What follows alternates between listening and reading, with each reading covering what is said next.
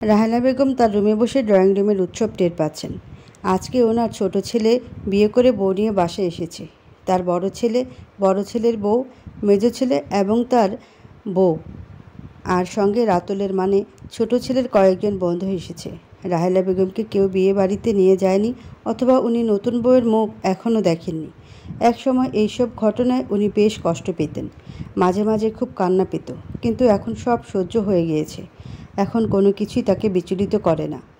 একসময় রাহেলা বেগমের সুখের সংসার ছিল। সংসারে ওনার কর্তৃত্ব ছিল। উনি যা বলতেন তাই সংসারে হতো। ওনার স্বামী উদাসী লোক ছিলেন, সংসারের ব্যাপারে খুব একটা মাথা ঘামাতেন না।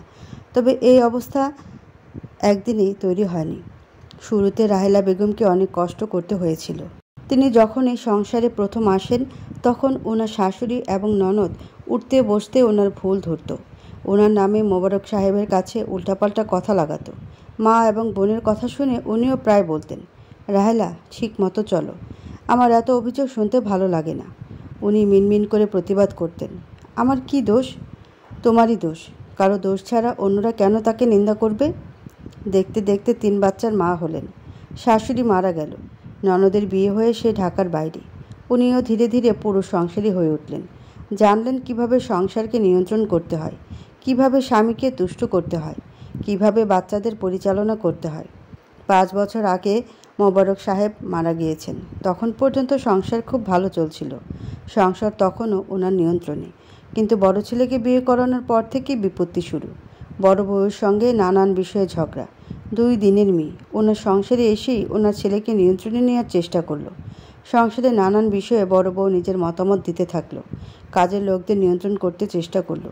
উনিও কোনো ছাড় দিলেন না।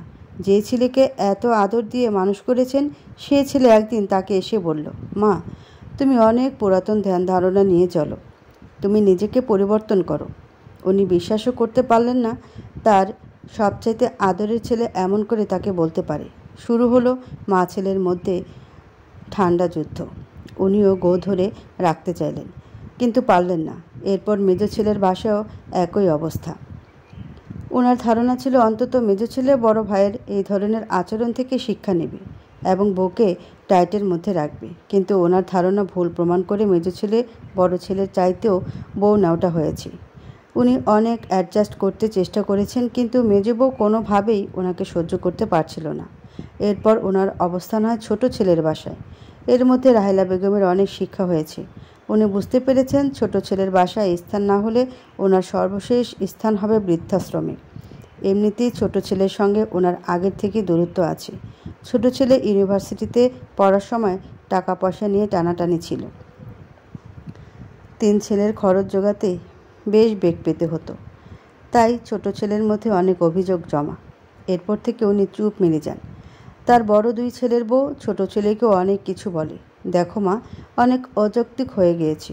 সংসারকে নিজের মতো কন্ট্রোল করতে চান উনি।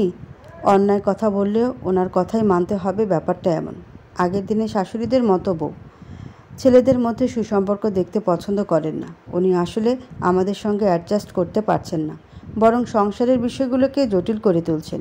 তাই উনি একা থাকলেই ভালো থাকবেন। ছোট ছেলে অবশ্য উত্তরে কিছু বলে না, শুধু নির্বাক দৃষ্টিতে ওনার দিকে তাকিয়ে থেকেছে। রাহেলা বেগম সেই থেকে সাবধানী হয়ে গিয়েছেন। ওনাদের সময় ওনারা যেভাবে শাশুড়িকে ভয় পেতেন, এখন সেই দিন আর নেই। এখনকার ছেলেরা বউদের কথা অনেক বেশি শুনে। উনি নিজেও মনে করেন উনি জীবনে অনেক ভুল করেছেন। আসলে আগের দিনের কথা ভেবে বউদের এবং সংসারকে কন্ট্রোল করার চেষ্টা করা ওনার উচিত হয়নি। উনি ভেবেছেন ওনার শাশুড়ি যেভাবে পুরো পরিবার এবং ছেলেদের নিজের কন্ট্রোলে রাখতেন, সেভাবে তিনিও রাখবেন। বউরা ওনাকে ভয় পাবে, ওনাকে হুজুর হুজুর করবে, কিন্তু বাস্তবে দেখা গেল তা হয়নি। বরং ছেলেরাও ওনাকে ভুল বুঝেছে এবং সংসারের সমস্যার মূল হিসেবে ওনাকেই মনে করেছে। তাই ছোট ছেলের বাসায় আসার পর উনি সিদ্ধান্ত নিয়েছেন উনি পুরা পরিবর্তন হয়ে যাবেন। কোনো কিছু নিয়েই আর মাথা ঘামাবেন না, কোনো কিছুতেই নিজেকে জড়াবেন না। বোবার শত্রু নেই, কোনোভাবে জীবন পার করতে পারলেই হলো। ছোট ছেলেটা অবশ্য ওনার রুমে টিভি লাগিয়ে দিয়েছে। উনি বসে বসে সারাদিন টিভি দেখেন, ইবাদত বন্দেগি করেন। ছোট ছেলের একটা মেয়েকে পছন্দ হয়েছে, ওনাকে এসে বলেছে। উনি তেমন কিছু বলেননি, বরং ওনার 2 বউ এসে বলেছে, মাকে বলে কি হবে, মাকে বিয়েতেও নেওয়ার দরকার নেই। উনি এমনিতেই অসুস্থ থাকে, বরং ওই বাড়িতে গিয়ে কি প্যাঁচ লাগায়। বলবে আমার 2 ছেলের বউ আমাকে অনেক যন্ত্রণা দিয়েছে, আমাকে তাদের সঙ্গে রাখে না। তখন দেখা যাবে আমাদের ইজ্জত যাবে। আর মাও এই মেয়েকে কী যন্ত্রণা দেয় কে জানে। এটা সেটা বলে হয়তো ওর জীবনও অতিষ্ঠ করে দিবে। তার চাইতে মা না যাওয়াই ভালো। আমরা বলবো উনি অসুস্থ মানুষ, তাই আসতে পারেননি। বিয়েতে ওনার মত আছে। আর মায়ের জন্য একটা জায়গা খুঁজো যেখানে উনি থাকলে উনিও শান্তি পাবেন, আমরাও শান্তিতে থাকব। উনি চুপ করে শুনেছেন, কিছুই বলেননি। নীরবে কয়েকবার দীর্ঘশ্বাস ছেড়েছেন। আসলেই মেয়েদের জীবন কিভাবে পরিবর্তিত হয়। এই সংসার ওনার সংসার ছিল। এই ছেলেদের জন্য উনি কত কষ্ট করেছেন। আজকে তিনি এই সংসারের অনাহুত। আগে হলে উনি অনেক চিল্লাচিল্লি করতেন, কিন্তু এইবার উনি কিছুই করেননি, বরং চুপ করে শুনেছেন। আর প্রভুর কাছে দোয়া চেয়েছেন যেন এই বয়সে যেন বৃদ্ধাশ্রমে না যেতে হয়। যত যাই হোক, এরা তো তারই রক্ত, তারই সন্তান। এদের কাছে থেকে মরলেও ভালো। নতুন বউ এসে তাকে সালাম করলো। উনিও জড়িয়ে ধরে বললেন, মা সুখী হও। ওনার বাকি 2 বউ ওনার দিকে তাকিয়ে আছে। তারা হয়তো অপেক্ষায় আছে উনি ভুল কিছু বলেন কিনা। সকালবেলা নামাজ পড়ে উনি আবার ঘুম দেন। অনেক সময় ঘুম আসে না। এখন ঘুমের অনেক সমস্যা। ওষুধ খাওয়ার পরও ঘুম আসতে চায় না। মনটা বিষণ্ণতায় ভরে থাকে। তবুও বিছানায় শুয়ে থাকেন। 9টার সময় উঠে দেখেন নতুন বউ তার ঘরে। মা আসেন, আমরা নাস্তা করি। উনি বেশ অবাক হন। মেয়েটা বেশ মিষ্টি আছে। গতরাতে বউ সাজে ছিল দেখে বুঝতে পারেননি। হাসিটার মধ্যে উজ্জ্বলতা আছে। নতুন বউ ওনাকে টেনে নাস্তার টেবিলে নিয়ে যায়। তারপর রাতুলকে ডাক দেয়। 3 জন মিলে নাস্তা করে। অনেক দিন পর পরিবারের সদস্যদের একসঙ্গে নাস্তা করা। ছেলেটা আগে কখন বের হতো উনি টের পেতেন না। সেই ব্যাপারে মাথাও ঘামাতেন না, কেননা উনি বুঝে ফেলেছেন জীবনে সব কিছু দেখতে গেলে সমস্যা। কিন্তু নতুন বউ আসার পর থেকে ওনার জীবন পরিবর্তিত হতে থাকলো। উনি খুব সাবধানে মিশেন, কেননা আগের 2 বারের অভিজ্ঞতা ওনাকে মন খুলে মিশতে বাধা দেয়। কিন্তু মেয়েটা আসলেই খুব ভালো। অন্তরটা ভালোবাসায় পরিপূর্ণ। তমা ওনার হাঁটার জন্য কেটস কিনে এনেছি। ওনাকে নিয়ে ভোরে হাঁটতে বের হয়। বলে, মা আপনার ডায়াবেটিস, আপনার হাঁটা উচিত। রাহেলা বেগমের বেশ ভালো লাগে। ইদানিং রাতে ঘুম হয় ভালো। তমা সারাদিন ওনাকে নিয়ে কিছু না কিছু করবেই। মা চলেন, আজকে পার্ক থেকে ঘুরে আসি, শপিং মলে গিয়ে শপিং করি, সিনেমা হলে গিয়ে সিনেমা দেখি, লেকের ধারে বসে পাখির কিচিরমিচির শুনি। উনি প্রায় বাধা দেন। মারে, আমার কি আর বয়স আছে? তুমি আর রাতুল যাও, আমরা তো যাই। দিনের বেলা আপনার ছেলে ব্যস্ত থাকে। আসেন, আমরা মা মেয়ে ঘুরে বেড়াই। মেয়েটা বেশ আনন্দপ্রিয়। উনি ভাবেন এই মেয়েকে উনি নিজেও পছন্দ করে ঘরে আনেননি, অথচ মেয়েটা কি যত্ন করে, প্রচুর গল্প করে, একসঙ্গে বসে সিরিয়াল দেখে। উনিও সিরিয়াল দেখে চোখের পানি ফেলেন, তমাও ফেলে। মাঝে মধ্যে ওনার ভয় হয় এই সুখ না হারিয়ে যায়। বাকিটা জীবন যদি এইভাবে কেটে যেত তবে কতই না ভালো হতো। তমার জন্য রাতুলের সঙ্গে ওনার দূরত্ব কমে আসে। ছেলেটাও মাঝে মধ্যে ওনাদের গল্পে জয়েন করে। তমা ঠিক করেছে ওনাকে নিয়ে কক্সবাজার যাবে। রাহেলা বেগম কখনো সমুদ্র দেখেননি। এটা শোনার পর থেকে মেয়েটা ঠিক করেছে ওনাকে সমুদ্র দেখাবেই। এরপর ওনাকে নিয়ে যাবে সুন্দরবন দেখাতে। উনি বাধা দেয়, কি দরকার মা, তুমি এমনিতেই আমাকে অনেক সুখ দিয়েছ, তোমরা ঘুরে আসো, আমি এমনিতেই অনেক ভালো আছি। উনি শুনেন। মাঝে মধ্যে ওনার বাকি 2 বউ ফোন করে তমাকে জিজ্ঞেস করে মা কোনো উল্টাপাল্টা কিছু করছে কিনা। প্রায় তারা বুদ্ধি দেয়।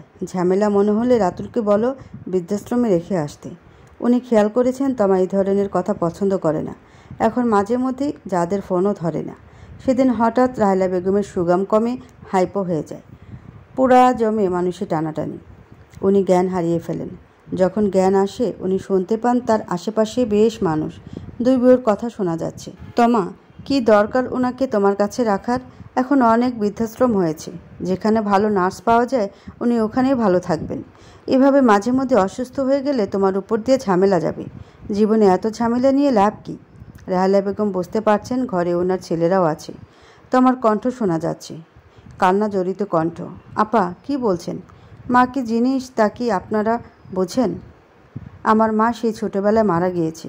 আমি জানি মা কি। জীবনে প্রতিটি পদে পদে বুঝতাম মা কি। এটা বোঝা খুব কঠিন। আমি বুঝতে পারি হয়তো আপনারা কখনো ওনার আচরণে কষ্ট পেয়েছেন তাই বলছেন, কিন্তু তারপরেও তিনি মা। আমি যতদিন ধরে ওনাকে দেখেছি ওনার মতো চমৎকার, অসাধারণ, যত্নশীল মা আমি খুব কম দেখেছি। আমরা যখন ছোটবেলায় ভুল করতাম, মারা কি সন্তানদের সঙ্গে সম্পর্ক ছিন্ন করত, নাকি আমাদের বারবার সুযোগ দিত? আমার কাছে তিনি আমার শাশুড়ি নন, তিনি আমার মা। আমি যখনই ওনার হাত ধরি তখন ওনার হাতের বলি রেখাগুলো আমাকে বলে দেয় উনি ওনার সন্তান সংসারের জন্য কি করেছেন। ওনার চেহারায় চামড়ার ভাঁজগুলো, চোখের নিচের কালিগুলো আমাকে বুঝিয়ে দেয় কত রাত উনি ছেলেদের জন্য নিদ্রাহীন কাটিয়েছেন। ওনার চেহারা সৌম্যতা আমাকে বলে দেয় ওনার দোয়া আমাকে, আমার সংসারকে এনে দিতে পারে শান্তি। আমার মা নেই, ওনাকে আমি আমার মা হিসেবে জানি। উনিও আমাকে মাতৃস্নেহে আগলে রাখেন। মানুষকে ছোট করতে, তাকে অবহেলা করতে কোনো কিছুর প্রয়োজন হয় না, কিন্তু ভালোবাসতে অনেক কিছুর প্রয়োজন হয়। আমি জীবনের শেষ দিন পর্যন্ত মাকে ছাড়ব না।